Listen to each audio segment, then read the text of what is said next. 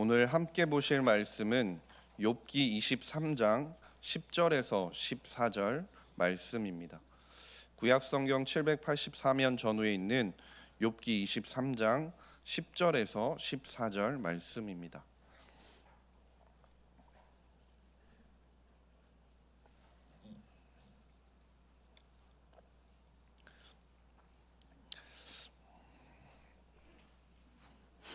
찾으셨으면 한 절씩 교독하시겠습니다.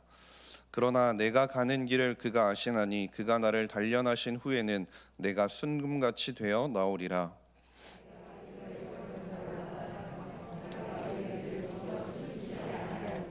내가 그의 입술의 명령을 어기지 아니하고 정한 음식보다 그의 입의 말씀을 귀히 여겼도다.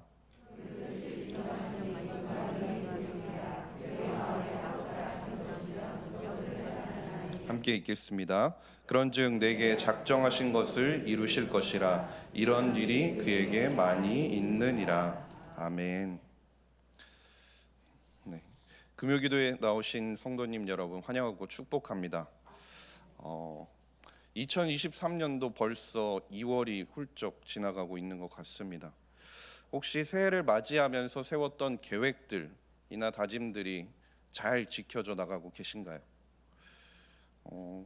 저희 부부는 새해부터 서로 운동을 해야겠다라는 생각을 해서 스쿼시를 배워서 함께 해보자라고 계획을 세웠습니다. 매주 등록을 하러 가자고 말은 하고 있는데 벌써 그 다짐을 한 지 2달이 지나가고 있는 것 같습니다. 이처럼 다짐을 지키는 것이 어렵기 때문에 우리가 흔히 작심삼일이라는 말을 하기도 하고, 그 말이 더 작심삼일을 3일마다 반복해야 해서 작심삼일이라는 우스갯소리 같은 이야기도 하기도 하죠. 우리의 삶 가운데서 우리가 계획했던 일들이 그것들을 지키는 것이 어려운 것은 물론이고, 때로는 예상치 못한 일들이 너무나 많이 일어나서 우리의 삶이 현재의 상황들이 엉망진창 뒤죽박죽이 된 것처럼 보이기도 한다라는 거죠. 이쯤에서 제가 준비한 영상을 하나 보여드리고자 하는데요. 네.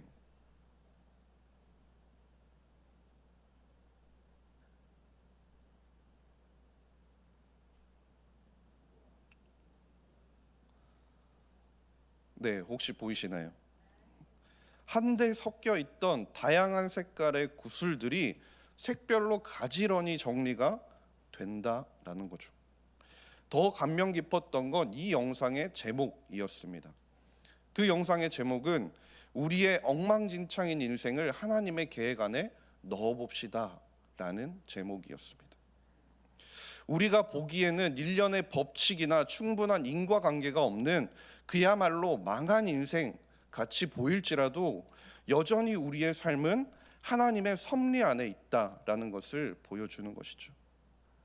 하나님의 신실한 계획, 그리고 하나님의 그 섭리 안에 살았던 많은 사람들 중에 오늘은 그 청교도의 왕자로 불렸던 종교개혁자 존 오웬의 삶을 함께 살펴보고자 합니다. 그의 삶의 발자취를 다는 볼 수 없지만 그의 삶의 발자취를 따라가면서 성도 여러분들 한 분 한 분 가운데도 하나님께서 부어주시는 하나님의 크신 섭리를 깨닫는 귀한 시간 될 수 있기를 바랍니다. 우리가 지금껏 계속해서 들어왔던 것인데요, 칼빈의 종교개혁 정신을 이어받아서 일어났던 2가지 운동이 있었습니다. 하나는 지난주에 신 목사님으로부터 들었던 언약도 운동이 있고요, 또 하나는 청교도 운동이 있습니다. 서로 보이는 모습이나 양상은 분명 달랐지만 그럼에도 그 안에 공통점이 있었는데요, 바로 이 숫자가 공통점을 보여줍니다. 18,000. 이게 어떤 숫자일 것 같습니까? 교회의 머리는 왕이 아니라 오직 예수 그리스도 한 분이심을 이야기하고 성경 중심으로 돌아가야 함을 목숨 바쳐 고수하다가 순교한 성도들의 숫자가 바로 이 18,000명이라는 것입니다. 그럼 다시 돌아가 볼까요? 언약도 운동이 일어났던 곳, 지난 시간에 들으셨을 텐데 언약도 운동이 일어났던 곳이 어디였죠? 네, 스코틀랜드였습니다. 그렇다면 청교도 운동이 일어났던 곳은 어디일까요?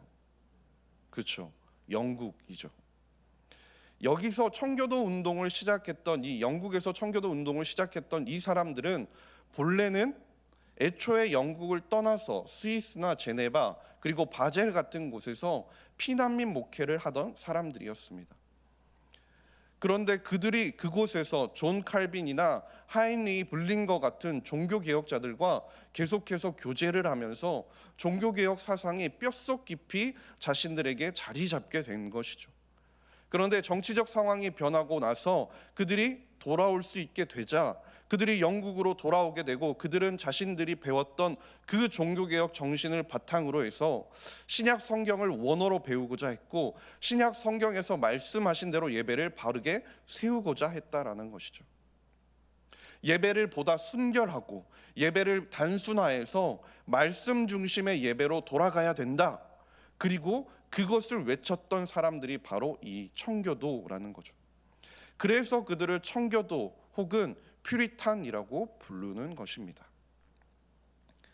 그들은 그렇게 교회를 새롭게 하려는 노력이 끊임없이 있었음에도 불구하고 그 개혁이 한순간에 이루어질 수는 없었습니다.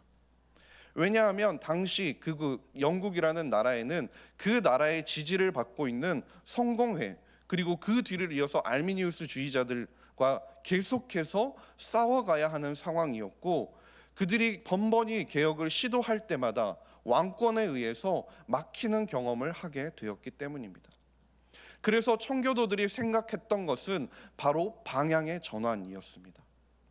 더 이상 국가를 통해서 위를 통해서 종교를 개혁하는 것을 모색하는 것이 아니라 밑에서부터 종교개혁의 방향성을 바꾸자는 것이 그들의 생각이었던 것이죠.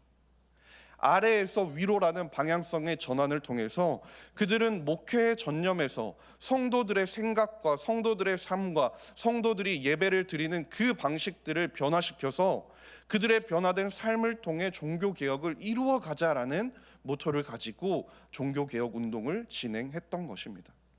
그들이 바로 청교도의 운동이었던 거죠. 그리고 이런 시대적 분위기가 형성되고 있는 가운데 오늘의 주인공인 존 오웬이 태어나게 됩니다. 그의 아버지 존 오웬의 아버지는 한평생을 청교도 교구의 목사로 타협 없이 살아갔던 인물입니다. 그는 어려서부터 아버지로부터 엄격한 신앙의 교육을 받았고 그리고 그가 받았던 신앙의 교육은 존 오웬의 신앙적 토대가 형성이 된 것입니다. 그가 아버지로부터 어떻게 이야기를 하냐면 그는 아버지에 대해서 하나님을 섬기는 일에 대한 분명한 지식을 그의 아버지로부터 나는 받았다라고 이야기를 할 정도였죠. 그런 신앙적인 지식이 어려서부터 쌓였던 존 오웬은 신앙적인 지식뿐만이 아니라 매우 총명한 사람이었습니다. 12살이 되었을 때 옥스퍼드에 있는 퀸즈 칼리지라는 곳에 입학을 하게 되었고 16살에 대학을 졸업합니다. 그리고 19살에는 석사 학위를 취득하기까지 할 정도로 똑똑한 사람이었죠. 그가 얼마나 학업에 대한 열망을 가지고 있었는지 그는 하루에 4시간만을 잘 정도로 학업에 대한 열망이 매우 강한 사람이었습니다. 그런데 그런 그가 불현듯 옥스퍼드를 떠나게 되는 사건이 일어나게 됩니다. 그것은 바로 신앙에 있어서 갈등을 경험하게 됐기 때문입니다. 영국의 정치적인 상황과 맞물려서 옥스퍼드 안에도 알미니안주의와 신학이 우세하는 상황이 벌어지게 됐던 것이죠. 그러자 그 안에서 자신의 종교적인 신념을 양보하거나 타협할 수 없었던 존 오웬은 옥스퍼드를 향한 자신의 애정이 있음에도 불구하고 옥스퍼드를 떠나려는 결정을 하게 된다라는 것이죠. 비록 그가 애정을 가지고 있던 옥스퍼드 대학을 떠나야 하는 상황이었지만 하나님께서는 그 틀어져서 낭비된 것 같은 그 시간조차도 존 오웬의 신앙과 신학을 바로잡을 수 있는 시간으로 사용을 하시게 되는 겁니다. 옥스퍼드를 떠난 그는 영국 귀족의 개인 교수 겸 저택 목사로 일을 하면서 그곳에서 자신의 신학 사상에 대해 그리고 개혁안에 대해서 차분하게 정리할 수 있는 시간들을 갖게 됩니다. 그런데 이곳에서도 그가 떠날 수밖에 없는 상황이 또다시 발생을 하게 되는데요. 자신이 몸담고 있던 그 귀족이 왕을 지지하기 시작하자 또다시 신앙에 있어서, 자신의 개혁주의적인 신념에 있어서 타협하기를 거부했던 존 오웬은 그곳을 떠나는 결정을 하게 된다라는 것이죠. 그에게 있어서는 또다시 예상치 못했던 상황이 벌어지는 것이었지만, 사실 그에게 있어서는 가장 중요한 부분을 점검해야 될 시간이기도 했던 것입니다. 그것은 그의 내면 깊은 곳에 있는 갈증에 대한 점검이었습니다. 그가 아버지에게 물려받은 굳건한 개혁 사상에 대해 그는 여전히 확신을 가지고 있었지만, 그가 스스로 하나님 나라에 대해서, 그 하나님 나라를 통한 진정한 평화와 자유를 누리고 있는가에 대한 끊임없이 물음표가 자신에게 있었다라는 것이죠. 그는 스스로 구원의 확신을 가지지 못하는 상황에서 영적으로 매우 침울한 상태였다라는 것입니다. 그가 분명 유명한 종교개혁자로 우리에게 알려져 있기는 하지만, 그도 분명 우리와 똑같은 신앙인이었다라는 것이죠. 모태신앙으로 태어나서 성도 여러분들처럼 어려서부터 신앙의 교육을 받고 자란 사람이었습니다. 매우 총명해서 이른 나이에 신학을 비롯해서 수많은 학문을 배웠습니다. 어느 순간에도 타협하지 않는 신념을 지니고 있었고, 그에게 있어서는 하나님은 당연한 것이고 신앙은 자연스러운 것이었을 거라는 겁니다. 그럼에도 불구하고 그에게 채워지지 않는 갈증과 갈급함이 있었다라는 것이죠. 이것은 우리에게도 신앙생활을 하면서 어쩌면 한 번쯤은 경험하게 되는 순간과 같은 것입니다. 그 갈증은 어떤 것에 의해서 쉽사리 해결되는 것이 아니라 결국은 영혼 깊숙한 곳에서부터 하나님으로 채워져야 해결되는 갈증이었다라는 것이죠. 하나님께서는 그렇게 존 오웬의 이런 상태를 너무나 잘 알고 계셨습니다. 그리고 그를 그냥 내버려 두지 않으셨다라는 거죠. 그의 삶의 전환점과 같은 일이 일어나게 되는 것입니다. 그것은 그가 우연히 듣게 된 어느 무명의 청교도 목사의 설교를 통해서였는데요. 어느 주일 아침 그는 자신의 사촌과 함께 그 근처에 있는 교회로 가게 됩니다. 사진을 보시면 나오는데요. 그들은 칼라미라는 그 당시에 매우 유명한 청교도 목사의 설교를 듣기 위해서 그 교회를 가게 되었습니다.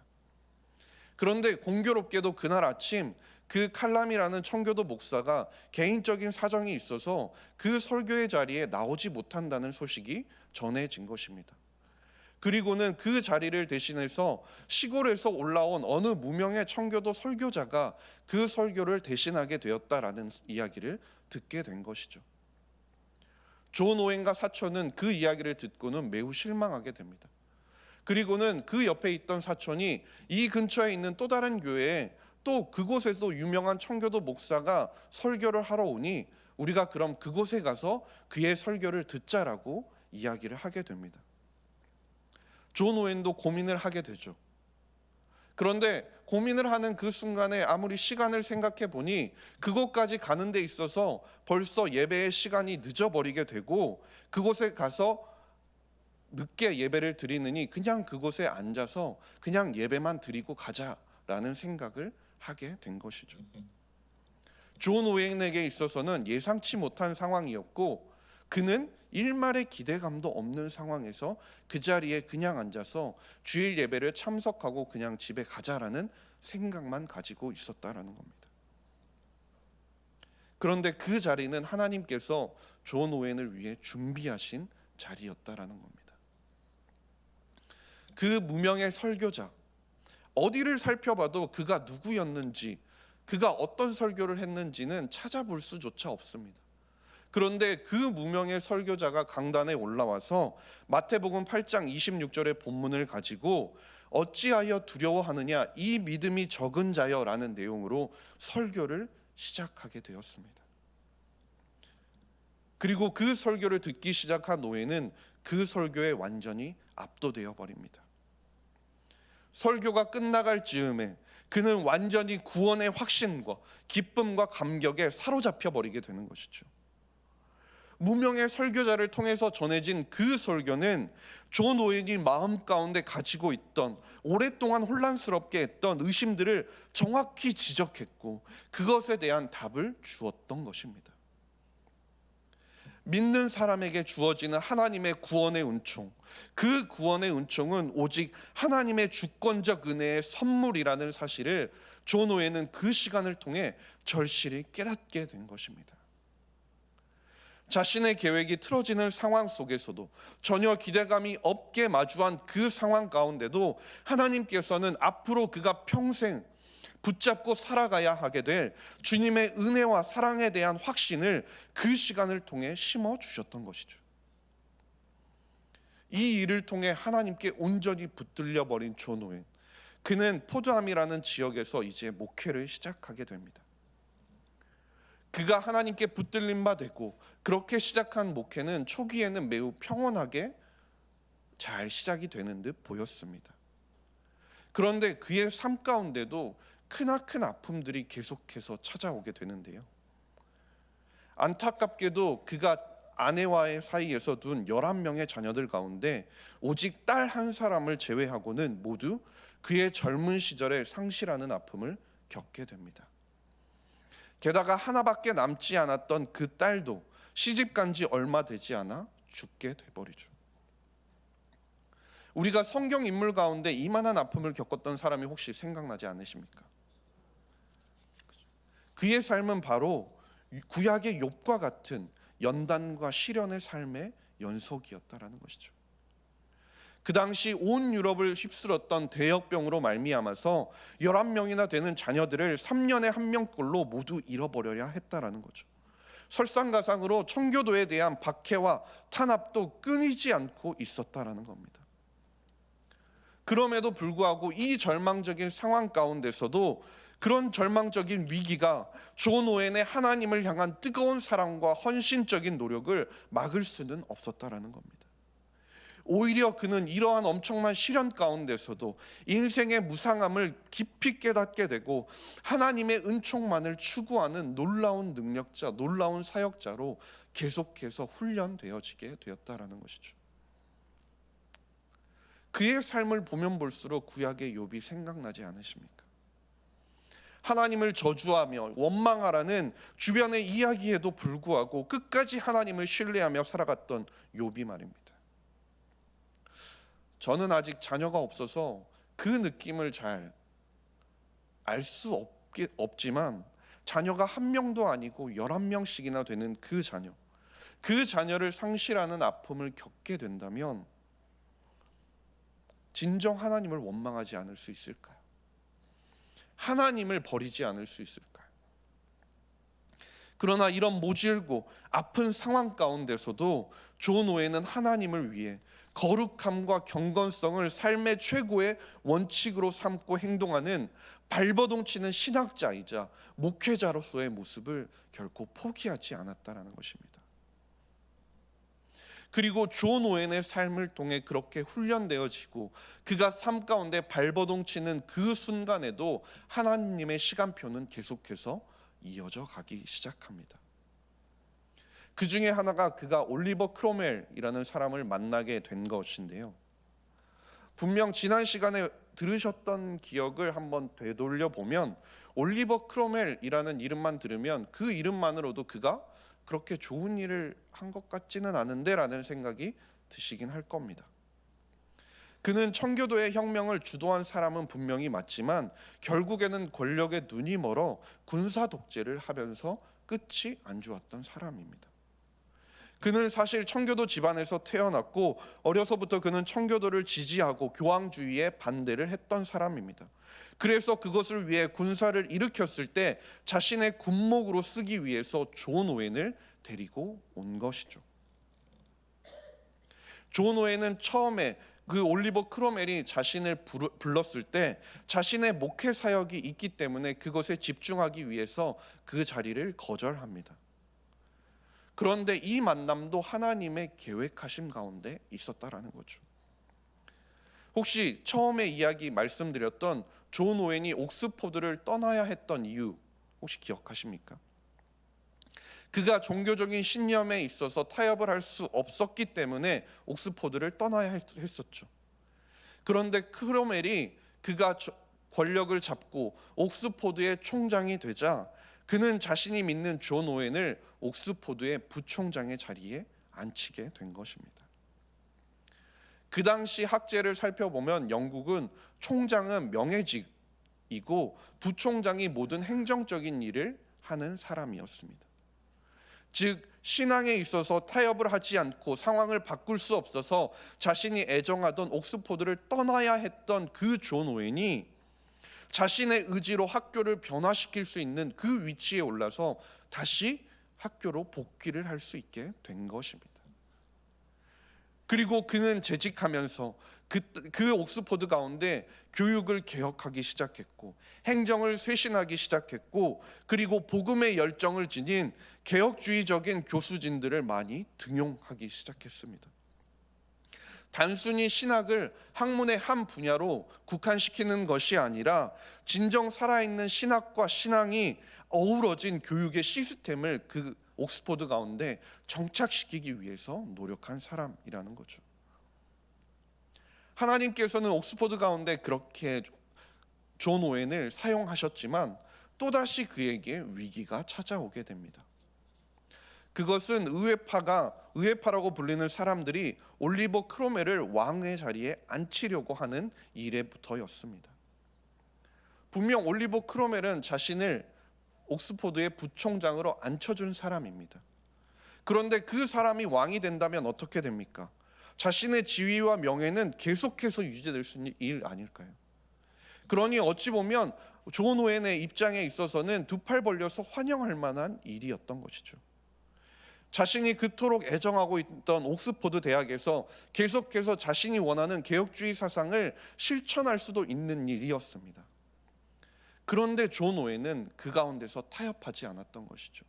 올리버 크로멜이 왕의 자리에 앉게 되면 자신이 그토록 부르짖었던 개혁주의 그 신념이 지켜지지 않을 것이라는 것을 존 오웬은 알고 있었다는 것입니다. 그래서 자신의 안위와 부귀영화를 생각하지 않고 그에게 절대로 타협할 수 없는 개혁주의 그 신념을 지키기 위해서 결국은 그는 옥스포드의 부총장직에서 물러나게 됩니다. 시간이 흘러 청교도가 반대하는 찰스 2세가 왕이 되고 나서는 의회에서 통일령과 대추방령, 오말법 등을 통해서 존 오웬으로 하여금 어디에서도 하나님의 말씀을 연설하거나 설교하지 못하게 하는 지경에까지 이르게 되기도 합니다. 복음을 어디에서도 공개적으로 그리고 개방적으로 이렇게 설교할 수 없는 상황까지 존 오웬을 몰아붙이게 되는 것이죠. 그럼에도 그는 수많은 집필 작업을 통해서 청교도 운동을 멈추지 않았습니다. 개혁주의적인 신앙과 그리고 영성에 기초한 논문들과 책들을 쏟아내기 시작했다는 것이죠.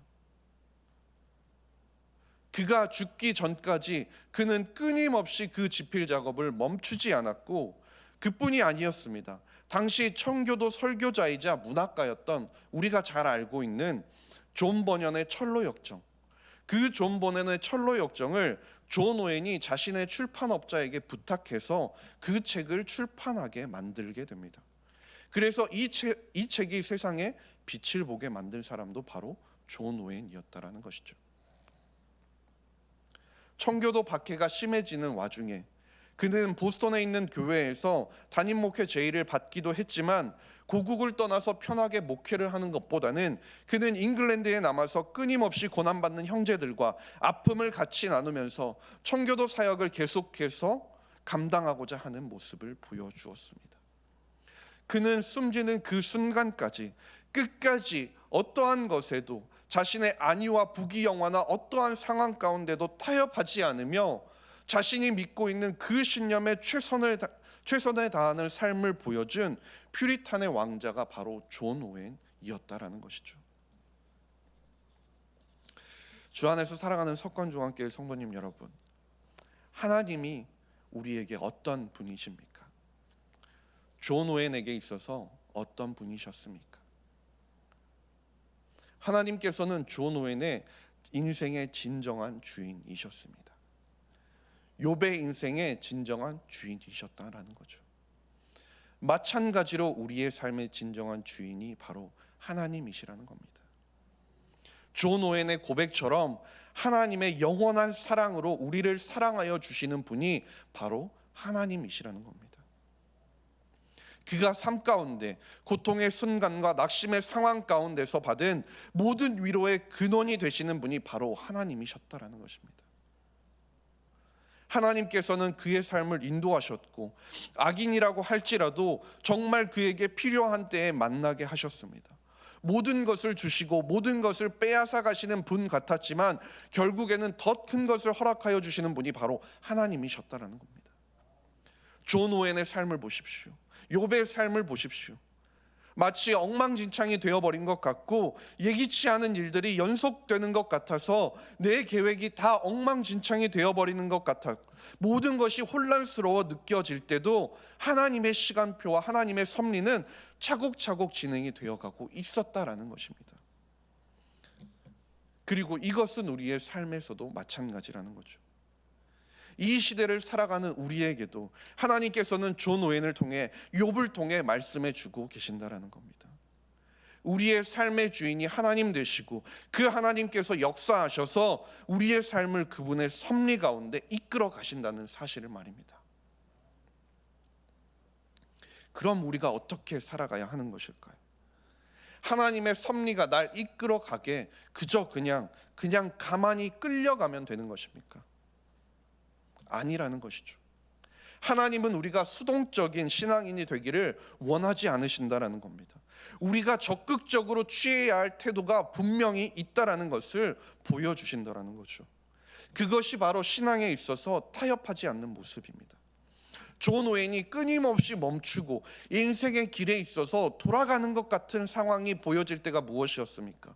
그가 신앙에 있어서 타협하지 않는 모습을 보여줄 때였다는 거죠. 그가 타협하고 적당히 상황에 맞춰서 자신의 부귀영화를 바라보며 멈추지 않았다면 자신의 삶이 멈춰지지 않았을 때고 부귀와 영화를 포기하지 않아도 됐을 겁니다. 그러나 그에게 있어서는 신앙의 타협은 어떠한 경우에라도 허용되지 않는 것이었다라는 거죠. 그리고 그의 그런 타협하지 않는 신앙의 모습이 결국은 하나님의 시간표에 따르는 삶의 모습이었다라는 것입니다. 우리에게도 이런 삶의 모습이 있어야 한다는 겁니다. 신앙에 있어서 말씀에 있어서 타협하지 않는 굳건한 신앙을 지키기 위해 우리의 적극적인 발버둥 치는 모습이 우리에게도 있어야 한다는 것이죠. 마지막으로 우리는 계속해서 거룩함과 경건한 인생을 추구해야 하는 것입니다. 존 오웬은 타협하지 않겠다는 대쪽 같은 믿음을 가지고 중세의 은둔자처럼 어딘가에 숨어서 자신의 삶과 자신의 신념을 유지하기 위해 세상과 담을 쌓고 살아가지 않았습니다. 그는 오히려 세상 속에서 그리스도를 나타내야 한다라는 개혁주의적인 그 관점을 가지고 거룩함과 경건한 인생을 끝까지 추구하며 살아갔던 사람이라는 거죠.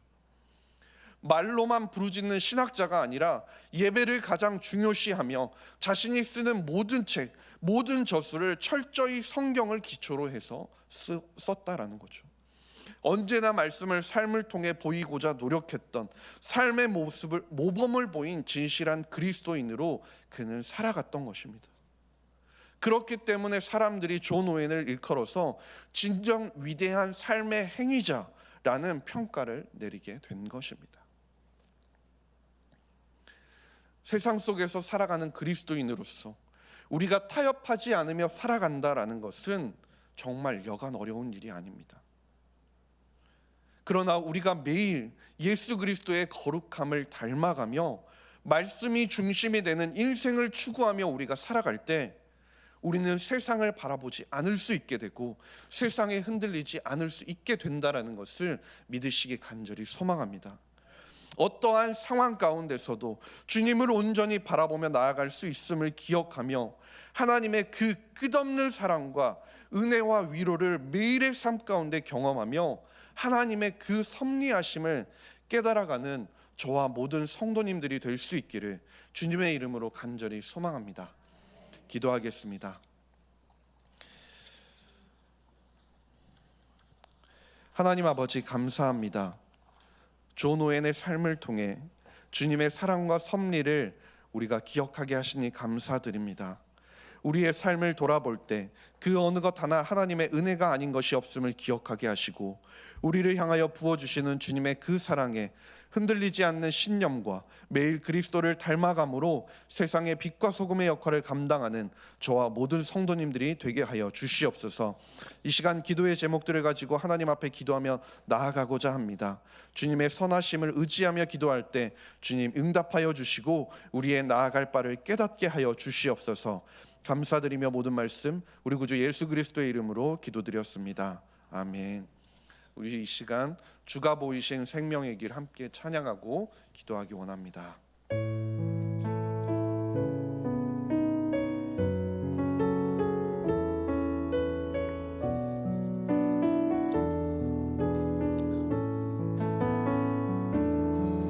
주가 보이신 생명의 길, 나 주님과 함께 상한 마음을 들이며 주님 앞에 나아가리. 나의 의로움이 되신 주